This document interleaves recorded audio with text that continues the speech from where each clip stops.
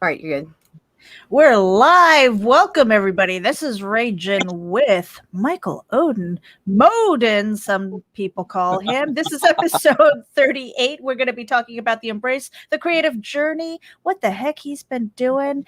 And StreamYard kind of messed around with the setup back here, and I can't find my stuff. We have our intro. Hold on, I found it.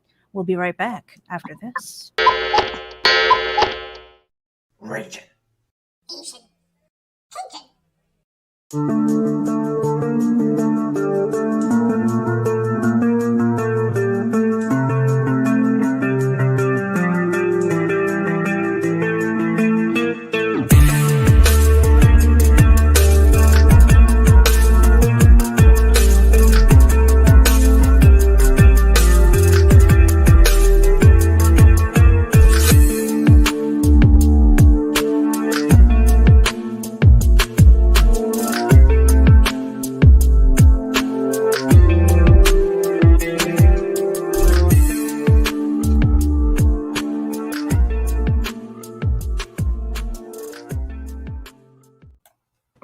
All right, everybody, wherever it is that you're tuning in from, make sure that you hit the subscribe button and share this out with your friends right now. And also take a look at the show notes because we've got links to the Embrace, Michael Oden on social media. Follow him everywhere. Just don't peek in his windows because that's weird.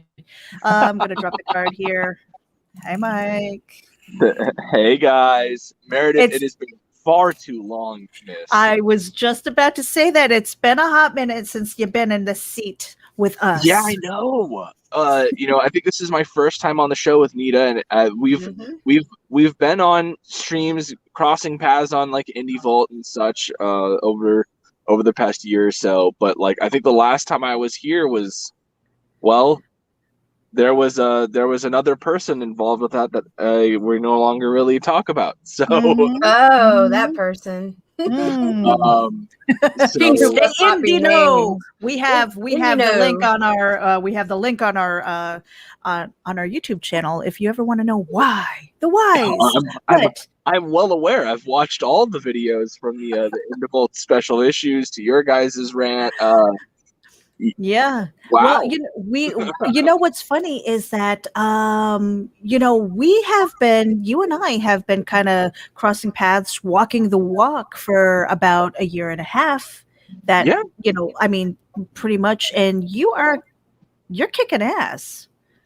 Oh yeah, you are kicking ass. I mean, you really. I mean, despite everything that's been going on, and we'll talk about that. Like what's been going on with your world, with your creativity, this journey that you've been on. You put your head down, and you have been at work,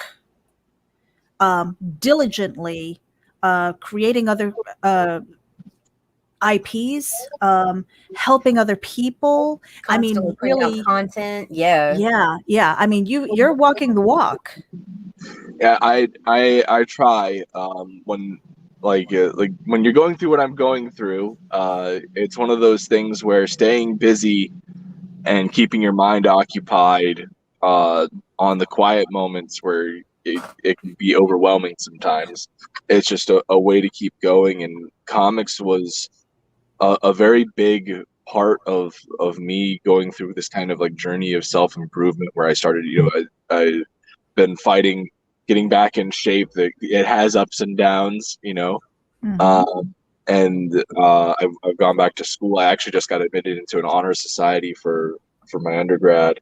Oh, congratulations. Yeah, no, it was pretty swanky. I got a certificate online, and they're sending me a lapel pin and everything. I feel so official. Fancy. But like comics was the spearhead for a lot of this because it was the first time.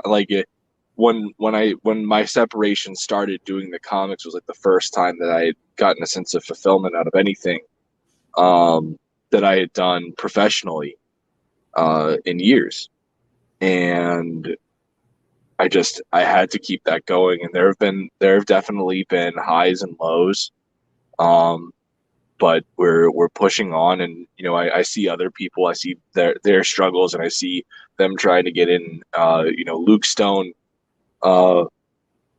Luke gave me so much help when I got into this industry, and I remember I was like, man, I don't know what I could ever do to repay you for all this, because like this has been such a humbling experience. And Luke said straight up, he said, "There's no need to repay anything. The only thing I ask is that you do it for the next guy."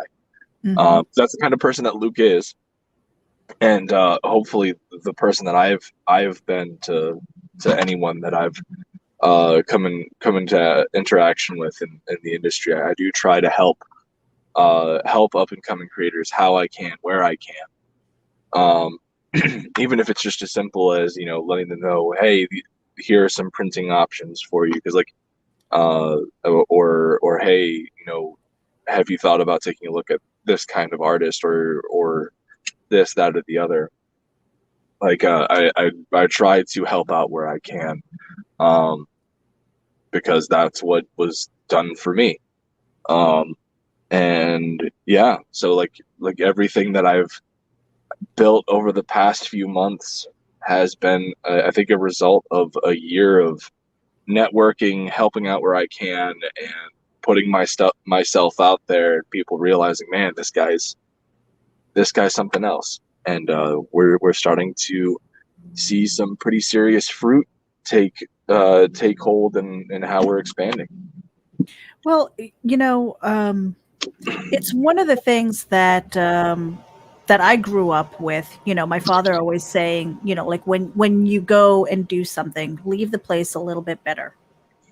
I know that Luke likes to say something about the wood pile. Leave the wood pile a little bit higher for the next person. Yeah. You know, fill it up, replenish, rejuvenate, and move forward. Because the thing is, the industry is big enough for all of us, and when we do that and we're helping other people, I mean, I've never in my life met a creative person that regretted writing or art or singing or anything like that. You know, maybe if they pursued things like sports, and I'm not saying that sports is not important, you know, I mean, we want to stay healthy and stuff like that, but when it comes to the creative process, nobody's ever regretted that. And in fact, it's the thing that they turn to in times of trouble. We turn to poetry, we turn to art. And, you know, for you said comic books. Absolutely. Well, I mean, art is all about expression. You know, when it comes down to it, you know, expression is a form of communication. It's a way for us to convey how we feel. It's a way for us to convey what we understand, you know, and to express those things and hopefully form some form of connection with somebody else. Me, I'm a writer, you know, like I dabble in art. I draw and everything like that. But I don't think I will ever be to the point where I'll be able to do like sequentials on a book. And that's fine. I made my peace with that. I focused everything in on my writing, and I think that's definitely come across and really resonated with people, because you see how, like, you know, Elysian Fields had, you know, while it's not as big of a property as the Embrace is at this point, Elysian Fields has gotten more than positive feedback from the audience out there. The Embrace is resonating with people a lot. Errand of the Sable Knight, which is our up and coming webtoon, is going to really kick ass, and I think that people are going to be very surprised, because it's very, like, it's in a way very similar to stuff that I've done before, but in a way completely different, as it's more poetic in nature. And so it's just really cool to see people get a chance to take a look at the words that I put down, and take a look at these stories that I've put together with the help of my art teams and everything, and see how it affects them, see how it reaches them, and how it brings us together, not just as an industry, but as as a community of fans that love this medium. Mm-hmm. So I know in previous conversations, and we're going back probably at least 6 months, if not longer, Probably. talking about the genesis of your creative journey as far as comic books and things like that. You mentioned something about how the Iliad was something that was read to you, or the Yes. Odyssey. Um, The Iliad. yeah. The Iliad. I read the Odyssey as well, but my favorite of the books was always the Iliad. That was the one I would always have my dad read. Mhm. Why settle for Iron Man when you could have the Avengers? And so, how? I mean, I see the influence on that with Elysian Fields. Mhm. How did that? How else might that have impacted you as a creative writer? I the Iliad fostered a love of history in me. I'm a history major. And the Iliad is always one of those things. That I'm fascinated by, that I love, and like, it, if I could write like 20 million comics about all the stuff that I know about the Iliad, like I would. Like I've had to even tone it down because like I was considering doing like a Bronze Age period accurate comic where it like followed the events of the Iliad, and like I might still do that eventually, but like for right now I have way too much on my plate.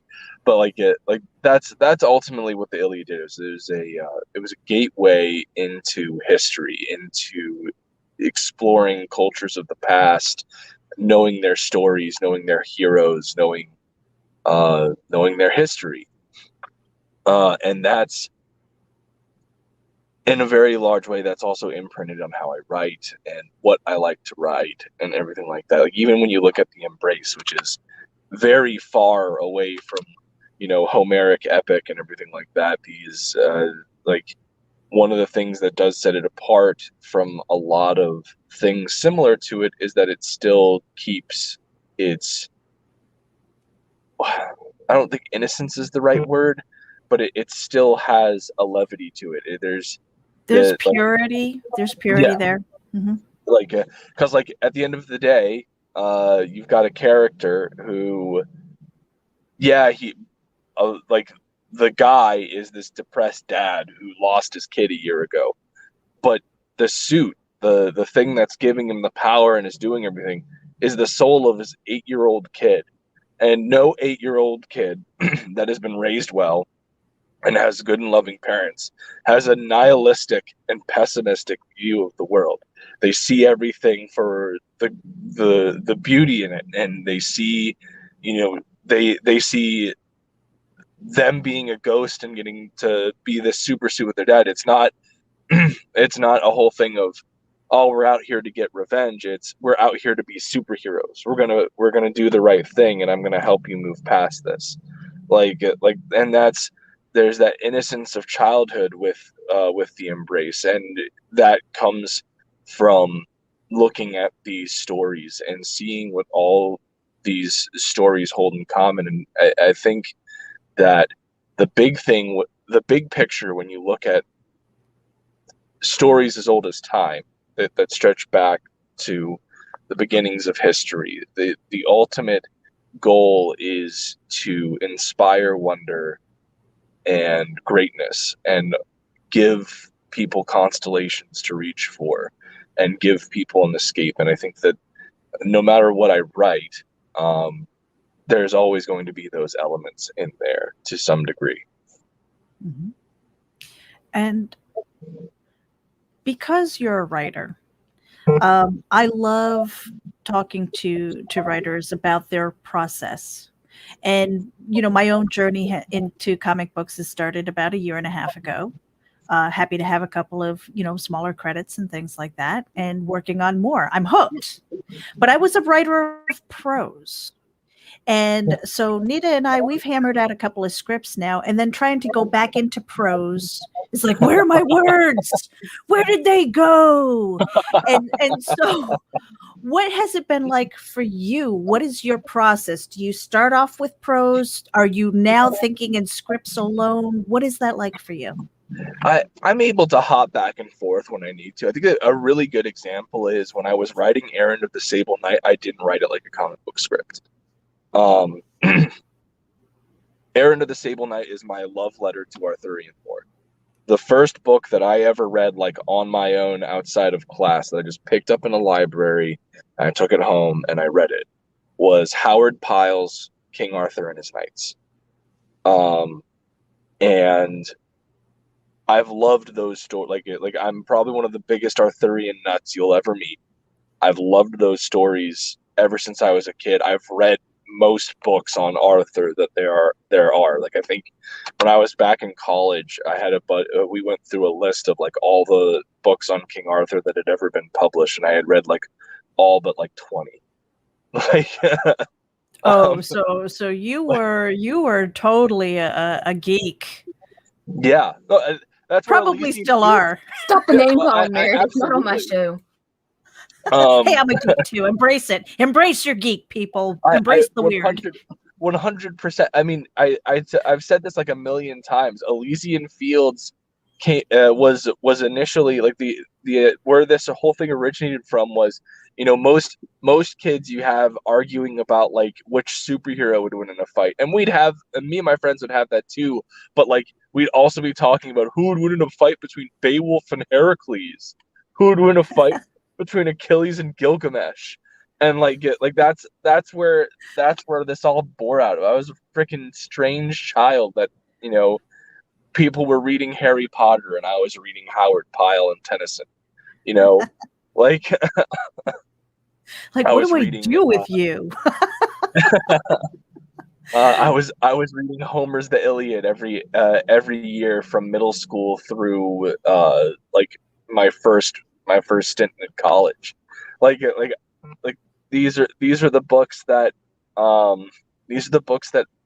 I grew up with, that I loved and everything. And so like when I was writing Errand of the Sable Knight, I wanted to emulate Arthurian prose and everything like that. Like I wanted it to be everything that way. So what I ended up doing is rather than being like, all right, we're going to break this page down into sequentials and these are the camera angles and everything that I want you to do, and then I would write the dialogue. Instead, I would write it like I was writing an Arthurian story. So like I think like I think at one like the story like opens and it's goodness gracious, I'm completely blanking. But point is, I went through and I would write each page as like 2 to 3 paragraphs of prose, and then the artist Dino Agor, I told him, I was like, all right, read this, make it happen in art. You have free reign. Oh, okay.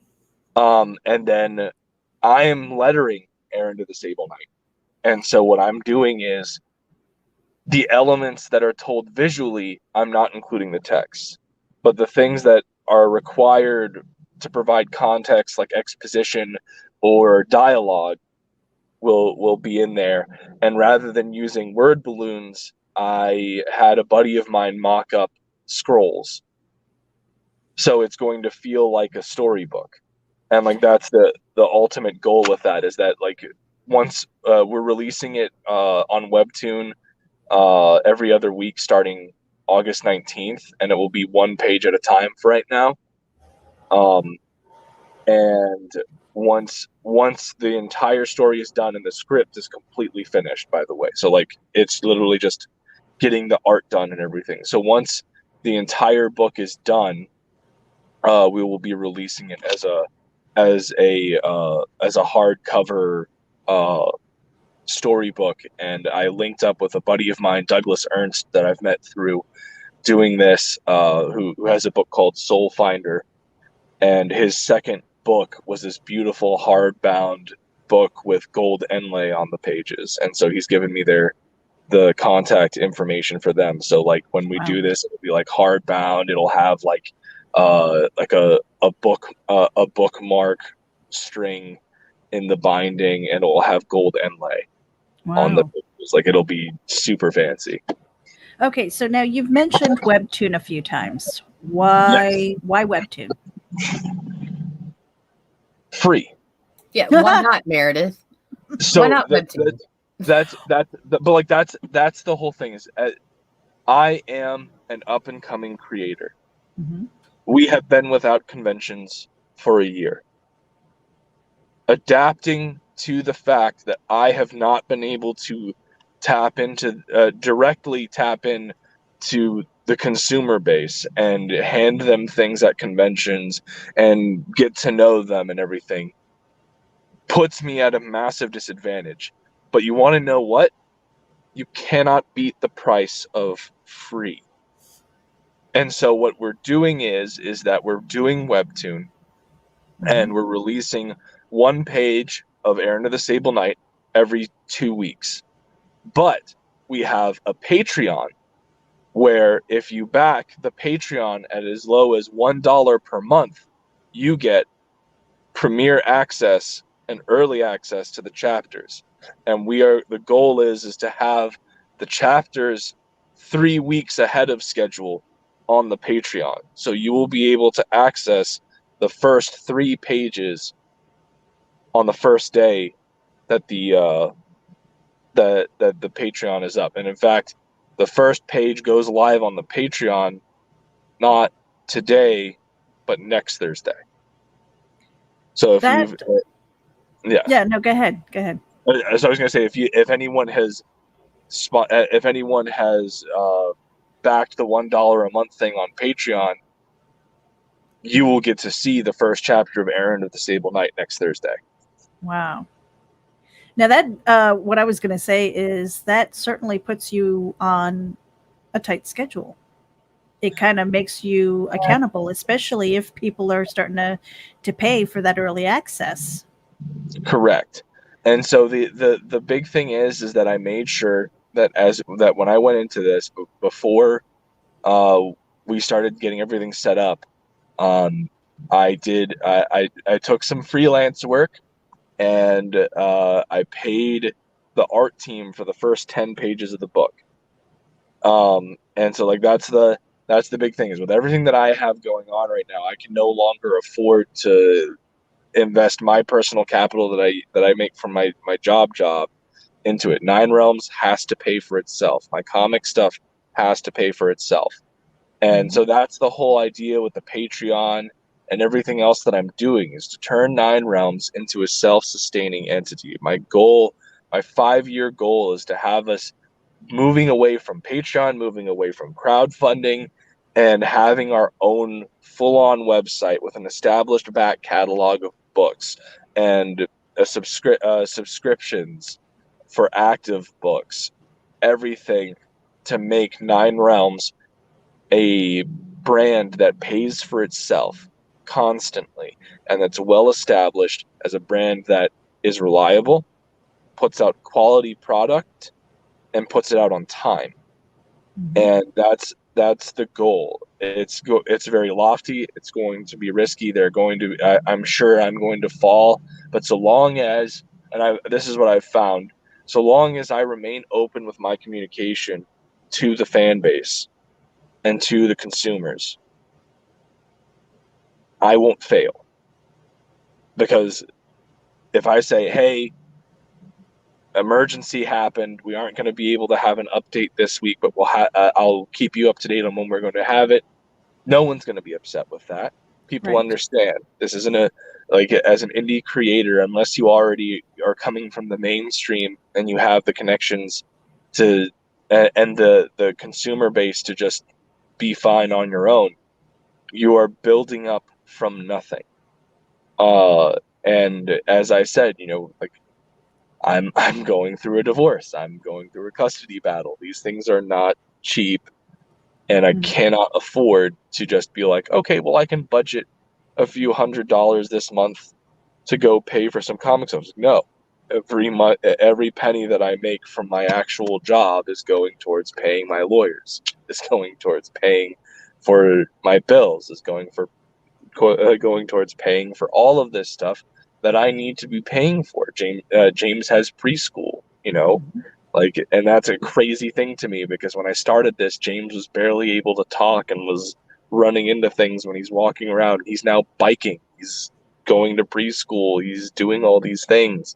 He's getting older, and so as the beauty of life continues to go, and I get to see my son grow up, and he gets to do these things, these really cool things, he has more needs, and I can't afford to put his needs second. So the whole idea is to get Nine Realms as a self-sustaining entity within the next 5 years.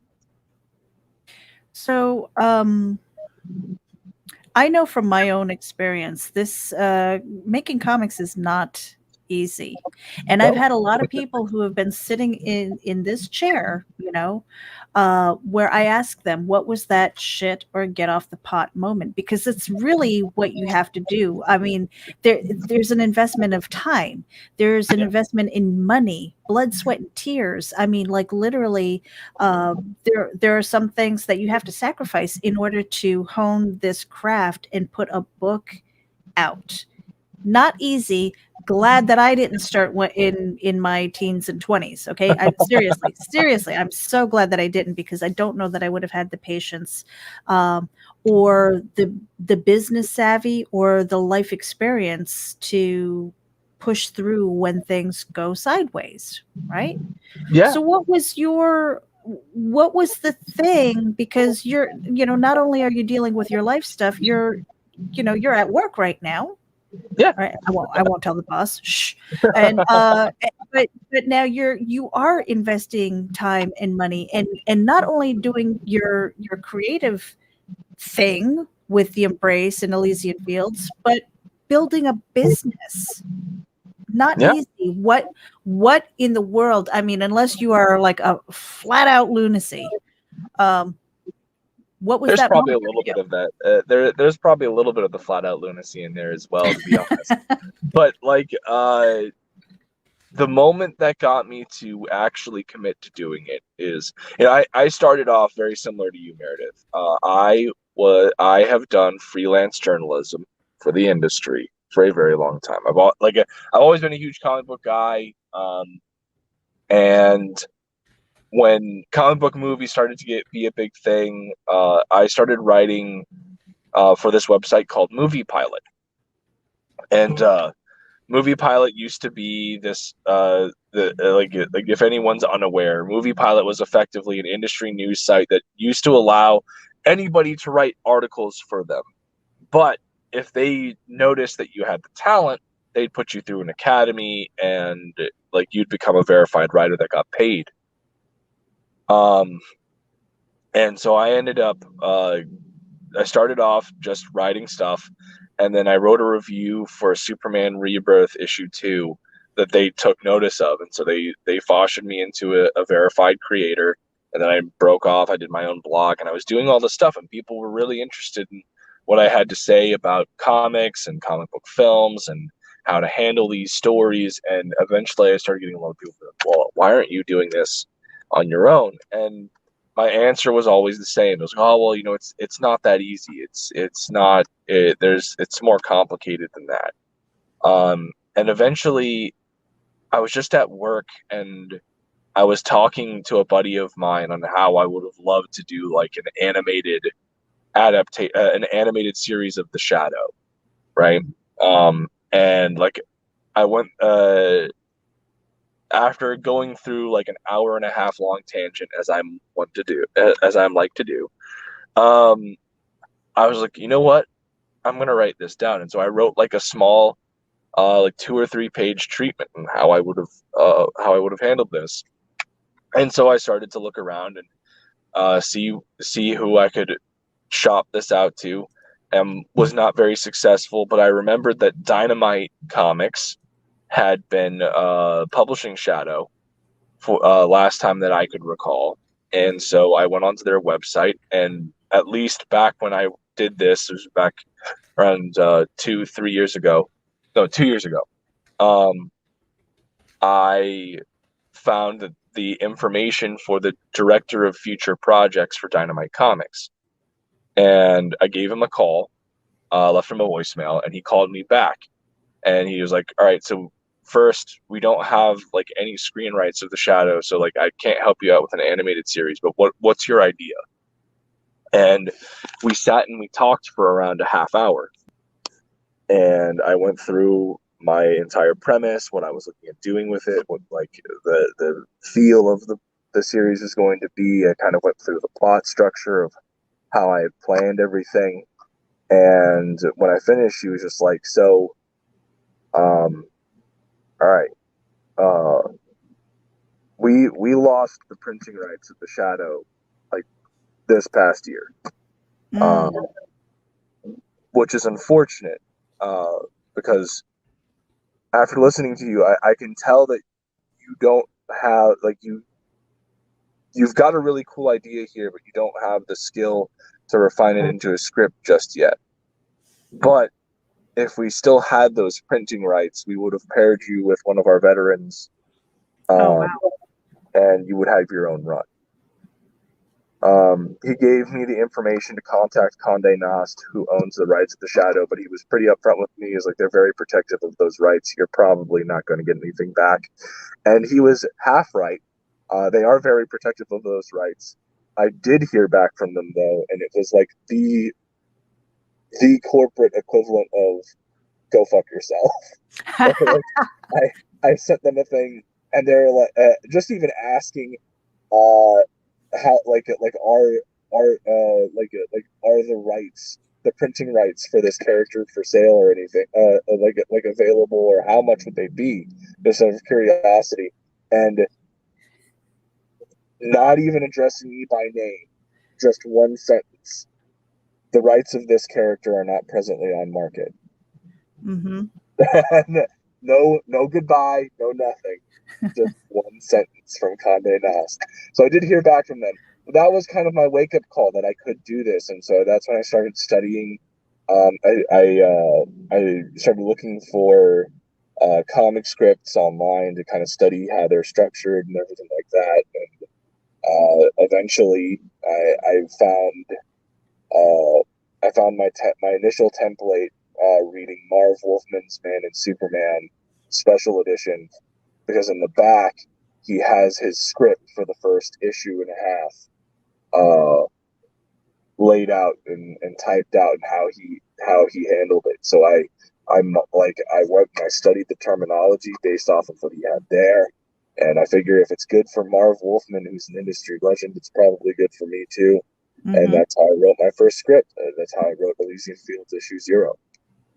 Well, Michael Oden, we are going to take a real quick break here. Let me put up the card here. That's right, everybody. We're going to be right back after this. We are simulcasting to Geek Insider, Comics and More New Jersey, Indie Volt, as well as RAGIN AVC. Make sure that you hit the subscribe button and share this out with your friends. We'll be right back after this.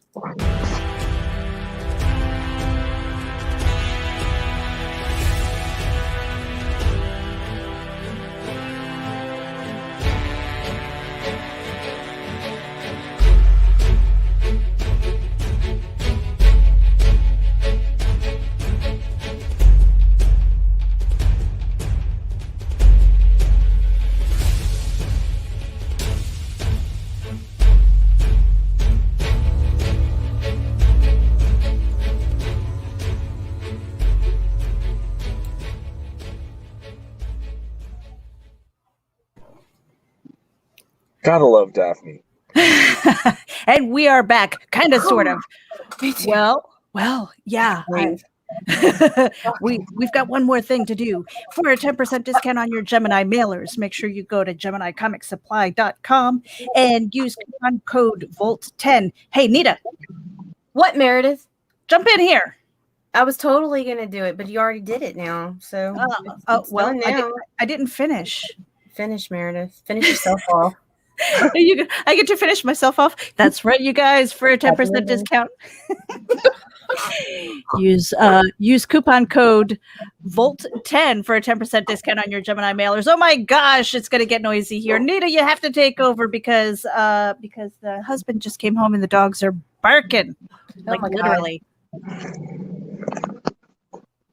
Meredith, so Nita, it's you and me.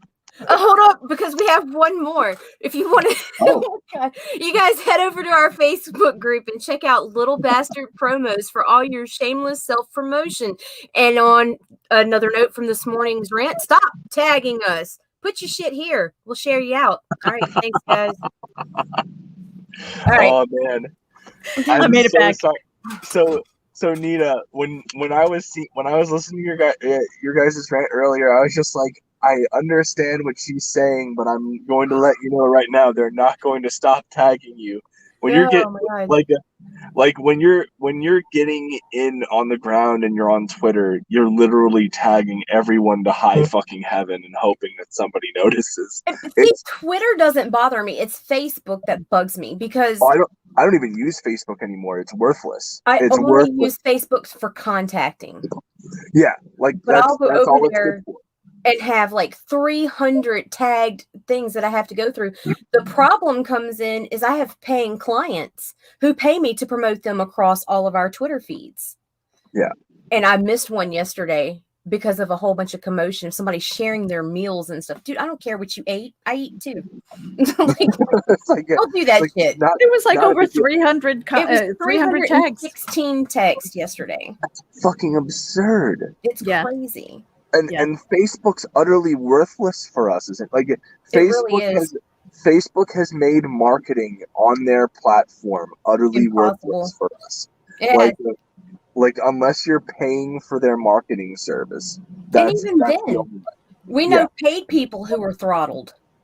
It's insane. Their new UI is garbage because it used to be that you could if you were sharing as yourself, you could share a post to a bunch of groups at once. You could just keep clicking the groups. And now it's like, you have to share a post one at a time. And you're like, do you realize how insane that is? But that's a whole other rant for another time. Yeah, because they go for hours with me right now. They want to make they are making money hand over fist because they've already got your attention. They've got billions of people on the platform, and it is a marketer's wet dream if you've got the money.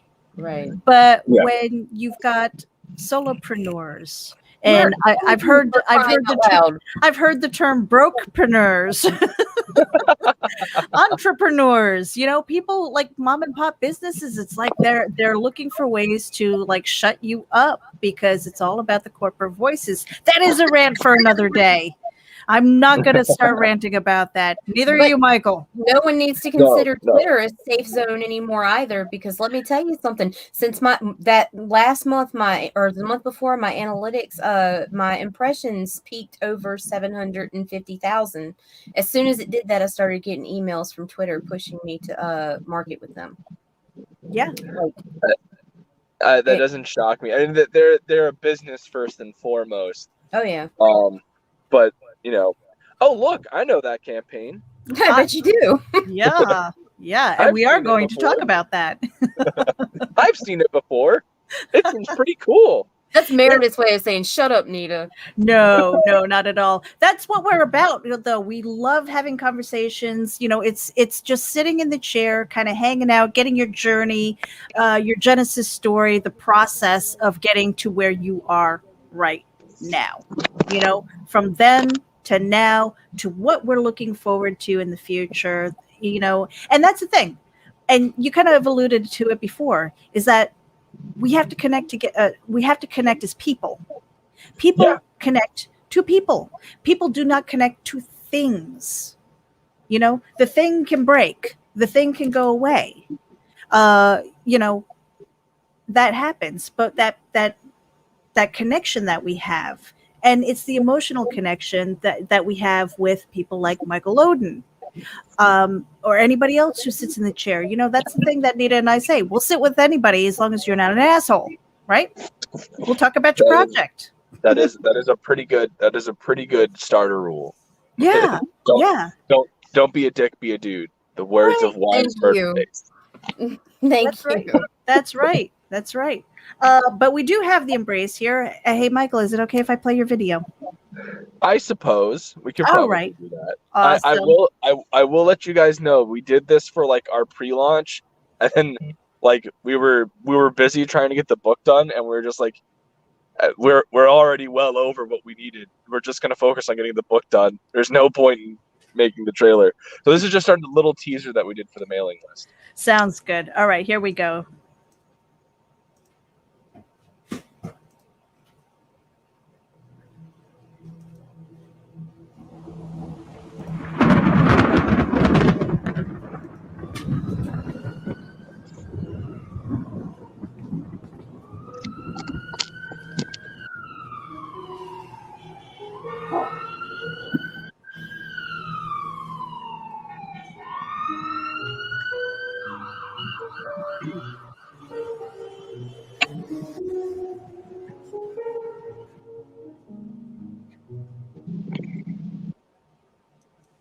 And that was short and sweet. Yup. And so right now, in demand, The Embrace, Justice for the Dead. You were talking about this a little bit earlier, about the story behind this. But I want to know when the story popped into your head. Was it like while you were driving? Was it a dream? Was it something you watched? What was the influence behind this? We're about to get pretty personal. I hadn't talked to my ex in months. We had a falling out because some stuff had happened. I won't go into it. It's not anybody's business. All that needs to be known is that we hadn't talked in a long time. Mm-hmm. And all of a sudden she just calls me out of the blue. It was for nothing, no big deal. She was just asking if James had gotten his flu shot, I think. And for whatever reason, when we hung up the phone, I was just so upset and I was hurting, and James wasn't there, and I just felt like completely powerless and angry and hurt. And this memory that I had from when Elizabeth and I had moved into our first place after James was born. We saw this article that where it had stated that a child's body had been found in this local park that we used to go to like all the time back when we were dating. And when you have your kid, the first thought that goes through your head is, "Oh my God, that could have been my kid." And it was this young kid that had been killed, and it was likely some form of gang initiation. And so that's where David and Clarence came from, was just this really shitty night where I felt lower than I've felt in a long time. And a memory of something completely awful, but out of it came this bright light, this story about fatherhood, and a father being saved by his son was something that, that's kind of true to me. In a lot of ways, James has brought out the best person in me, especially in the last year or two. Everything that I've done has been to try and step up and be the best dad I can be. I feel like every parent feels like they always have their shortcomings and what have you, but like I've really, really done everything that I could to be the best dad for my kid. I wanted to take that feeling and put that into a story while kind of condensing my pain and everything. Mm-hmm. And So then I had this really cool, I had this really good idea, and I had the name The Embrace from the get-go, but like I couldn't visualize the character, so I was having issues writing the script, and that's when I reached out to Dean James. I was recommended to him by a mutual friend, Lee Byron Carver, who's known as the Man Called Kemosabe on YouTube. He does reviews for indie comics, and he's reviewed both Elysian Fields books. And so I asked him if he knew anybody that would be able to do a really good black and white comic, because initially I wanted it to be I wanted to feel aesthetically very similar to James O'Barr's The Crow. Mm-hmm. And that's when he linked me up with Dean, and Dean nailed the first design. And in the moment that Dean put like a speck of color on there, I was like, no, this has to be in color. Like this can't be a black and white comic. This needs to be a colored book. The design is just too good. But yeah, so that's where The Embrace was born from, is a really bad night and a really bad memory brought to serenity with the thought of my kid. Mm-hmm. It's and thank you for sharing that, because that's not easy. You know, I mean, I've been through it, and on the flip side, with my kids grown, and just recently seeing my ex, and we were like, hey, you know, and it takes patience, it takes time, but if you can, you know, just remember that the children, you know, they have the permission to love both parents, right? Oh, 100%. And like, And that is something that, you know, just having gone through that, Michael, I can tell you, you know, you maintain that relationship with your kids, and they learn to appreciate that. And by doing that, you are becoming a good example to what they can strive for, you know, because you kind of you're going through adversity, and they're watching. They're a lot smarter than a lot of people give kids credit for, you know? Yeah. Oh, and James is super intuitive. He picks up on things really quick. Mm-hmm. Like I know that every parent's like, oh, my child's the best. But like James watches things very closely and picks up on them really quickly.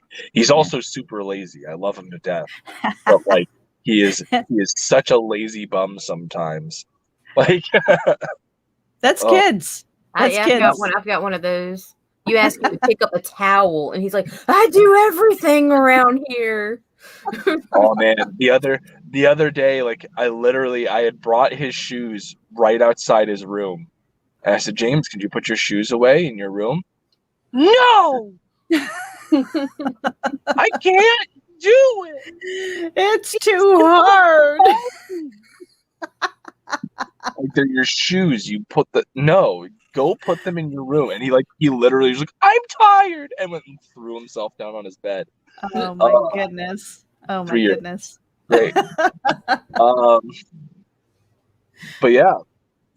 So I was going to ask you with the Embrace too, Justice for the Dead. Does this story carry on, or can you kind of give us a little teaser without giving it away? This is the first part of a 5-6 issue miniseries.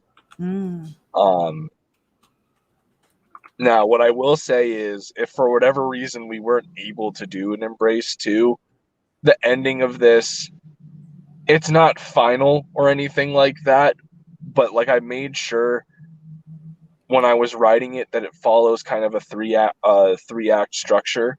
Like it does have like a cliffhanger, and it does set up the next book. But there is a finality. Like you can tell, oh, this is the end of this part of the story. Like it feels like the end of a chapter of a book.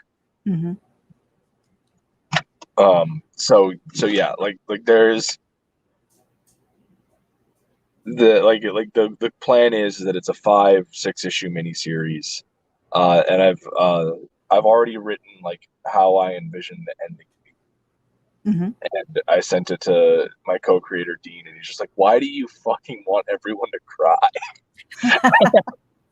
I went, "Because that's the point." Um,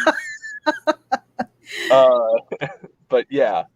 Yeah, So, but that's the thing. I mean, that's the hook. If you can get your readers to have some kind of emotion, you got them. Whether it's anger, whether it's sadness, or just falling in love with your characters. That's what you want. That's what we as writers strive for. Otherwise, what the heck are we doing it for? and like, there's gonna be like, you're gonna get all of that with like all sorts of characters in the Embrace. There are gonna be characters that you absolutely despise that will have like no redeeming, feel like they have no redeeming qualities whatsoever, and then you're gonna have characters like Clarence, who you feel sorry for, and you feel his sorrow, and you feel his hurt, you feel his pain. But then you see David, and David is this like bright, warm light, that brings levity to such a dark and grim setting. Like, it's really funny because like the page where you get to see the Embrace use his powers on the campaign is like super badass from a visual standpoint, but it's gonna really throw people from a loop for a loop when they read it, because it's one of the funniest parts of the book. All right. Like, it's it's it's very funny because the majority of the dialogue on the page is David, and David's a David's a David's a character for sure.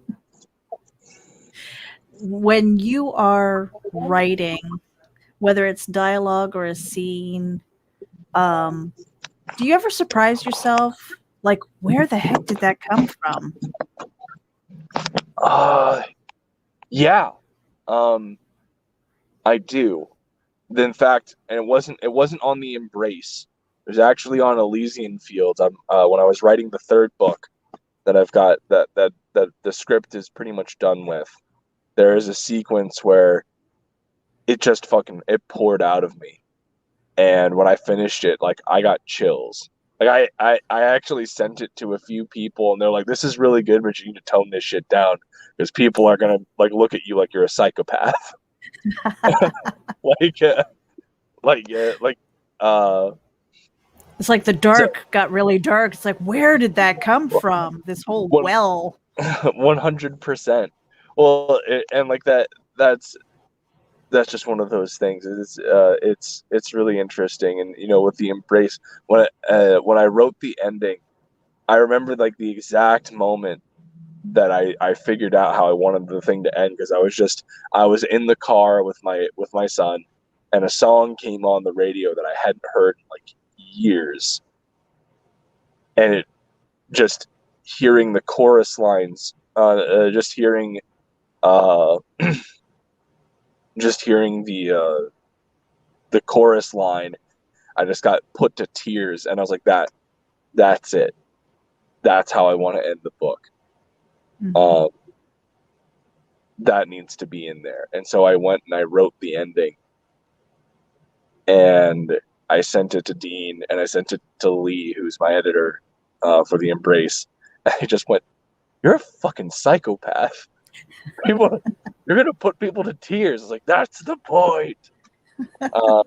But yeah, I do actually have to get going here Yep. pretty shortly, because it is almost 10 p.m. and that is when I get off work, and I want to go home and throw myself into a coma before I go and pick up my kiddo in the morning.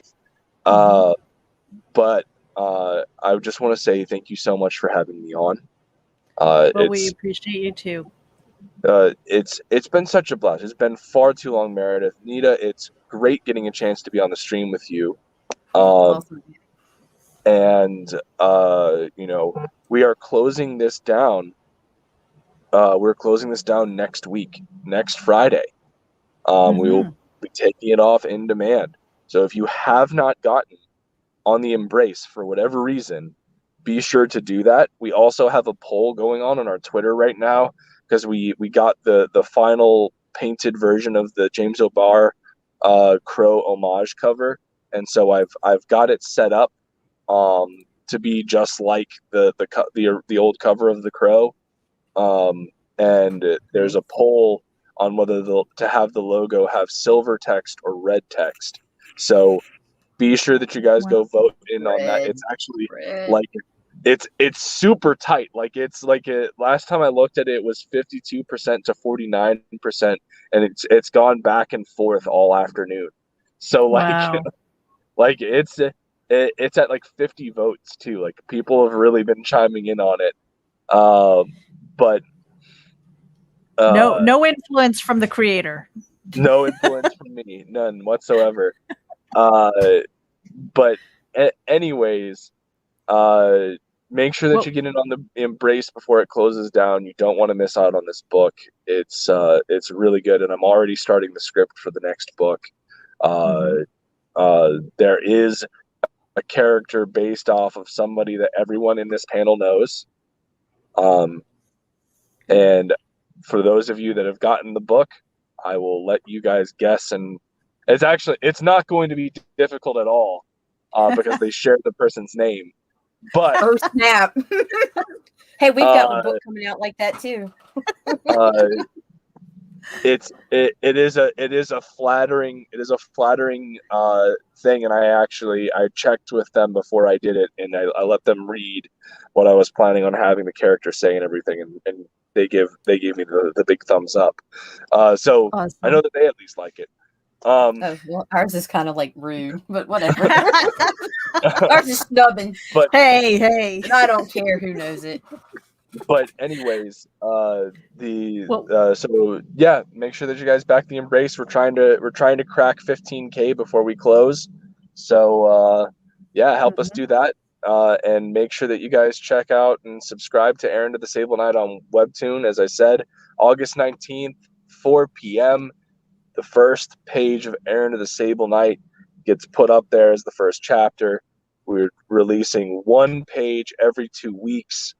Or if you're a Patreon person, you can go and support us on Patreon. And if you support us at even just $1 a month, you get early access to the Webtoon chapters. And we have a whole bunch of really great stuff on our Patreon page. I'll have to come back another time and do a breakdown with that with you guys and go more in depth on that because we have some really fantastic membership options. Definitely looking forward to getting you back. Everybody, thank you for tuning in. Make sure you hit the subscribe button. I know Michael Oden's got to get home after a long day, get some creative, get some rest also. The Embrace right now on Indiegogo, not too long for in demand. Get your copy today. We've got the links to the Indiegogo as well as his social media and Webtoons. Click the button. And on that note, that's right. Click the button.